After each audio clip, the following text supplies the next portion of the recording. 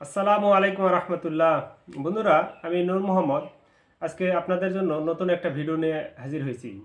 আজকে এই ভিডিওর মাধ্যমে আপনাদের জানাবো বাচ্চাদের বা শিশুদের সর্দি কাশি হলে প্রাথমিকভাবে কোন ওষুধটা আপনারা হোমিওপ্যাথিক কোন ওষুধটা প্রয়োগ করবেন। তো হোমিওপ্যাথিক যে ওষুধটা আপনারা প্রথমে প্রয়োগ করবেন সেটা হচ্ছে জাস্টিসিয়া মাদার। জাস্টিসিয়া মাদার এই ওষুধটা 8 ফোঁটা করে ঔষধ নেবেন এক চামচ দুধে অথবা জলে। 8 ফোঁটা ওষুধ নিয়ে দিনে 4 বার খাবে। এর সাথে হালকা গরম পানি, 1 চামচ গরম পানির মধ্যে একটা ওষুধ খাবেন, সেটা হচ্ছে বায়োকেমিক ওষুধটি। সে ওষুধ হচ্ছে তোমার ফেরামফস 3X আর নেকটাম মিওর এই 3X। এই ওষুধটা 2টা করে ট্যাবলেট দিনে 4 বার খাবেন।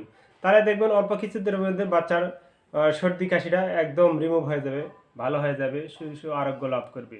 কিন্তু এই সর্দি কাশি যদি বারবার হয়, যদি বয়স্কদের মধ্যে হয়, যদি বাচ্চাদেরও হয় যে বারবার হচ্ছে, বারবার সর্দি কাশি হয়, নাক দিয়ে সর্দি বের হয় বা হাঁচি হয়, গলায় ঘ্যার ঘ্যার শব্দ হয়, গলায় সবসময় সর্দি জমে থাকে, এইরকম হয়, তাহলে আপনারা হোমিওপ্যাথিক যে কম্বিনেশন ওষুধটি ব্যবহার করবেন তা হচ্ছে William cepa aconite, William cepa 30, aconite nap 30 আর এনটিম টাট 1130। এই 3টা ওষুধটা একটা সম পরিমাণে নেবেন।